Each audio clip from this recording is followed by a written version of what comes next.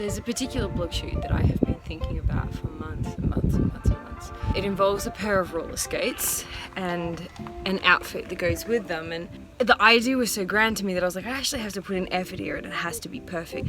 The hair had to be just right. Like, I had to have the right makeup palette to be able to do the right face. I had to have the exact right light. I had to have the exact right location to capitalize on the light. So there's a whole heap of things that had to align. And so because of that, there's been months getting to the point that it was all of those things could align. I'm thinking that finally tomorrow night is going to be right, which is crazy. So I've got to figure out how to do my hair in the right kind of, I was hoping to do 70s, we'll see what happens. I don't know if I'm overthinking it or if I've like built it up too much in my head. So much could go wrong. It's either going to go very wrong, very right. And I hate those shoots where you get out there and it's just every vision that you had and you don't know how to work it and you're tired and things aren't aligning and everything that could go wrong will go wrong. When some shoots you do, everything just goes right and it's like, yeah, this is great. And it is this balance between forcing it and fighting for what you want and compromising to get what works on the day. And sometimes you're too far over the line, like it's just literally not working. You have to change so much that the whole idea, the original idea, is lost. It's hard. So we'll see how we go.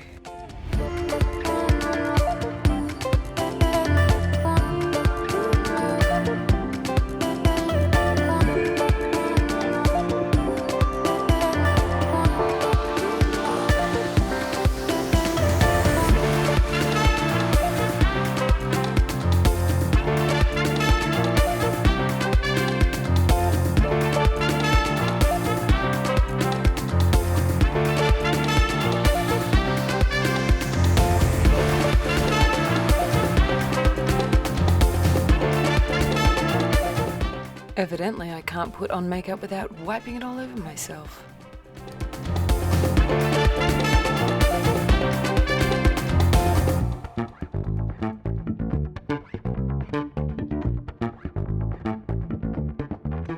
Check out my Nicolas Cage brand steamer. What is going... Yeah, that's great. Yeah, just walk right through. Not doing anything here.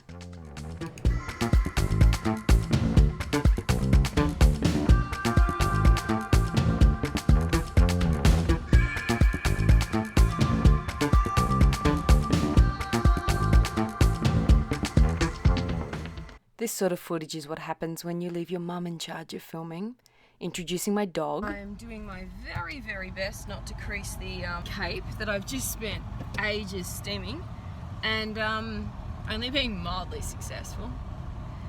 And it's really humid, so the hair's not going to last. And I have left it very late, so I'm really stressed about how little sun is left. My sister who's photographing isn't answering her phone. I'm worried that I've put in all this effort and waited 4 months to do this shoot for it not to happen. I bet I don't have a nip slip. I kind of can't because I put band-aids over my nips.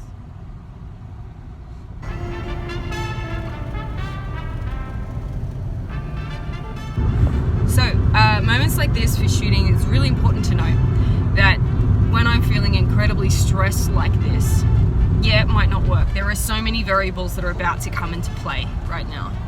So this all could go horribly wrong and I could have wasted everything. And if that happens, I'll whip. But I need to invest in that. I need to actually let myself feel that.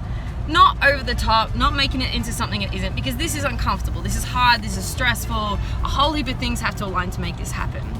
The reason why I need to feel it is because if I don't let myself feel the pressure, then I don't get to feel the full reward. This is one of the things about wholeheartedness, is that when something is really difficult, you need to feel the full discomfort of it, so that when you get the reward, you get that full bliss, the full delight, because you know how much it cost and how much risk there was involved. It is fun, it is so close to down. No, stay.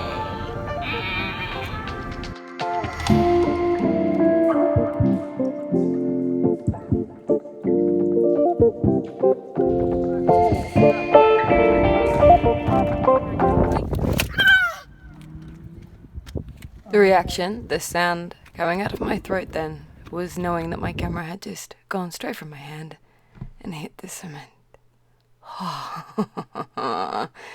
Look, it was okay. The lens is a little bit dicky now, but look, it could have gone much worse. My heart was in my throat. I tested the camera out, made sure it was still running well, and we waited and waited and waited, and then finally... She's here! Boobs! She's here! I guess you're back. Are you gonna tell me where you went? All the messages I sent with no reply. It's like that.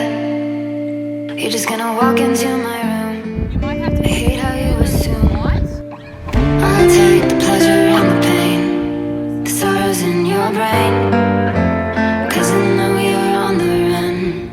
I'll take the pleasure and the pain, your secrets to my grave.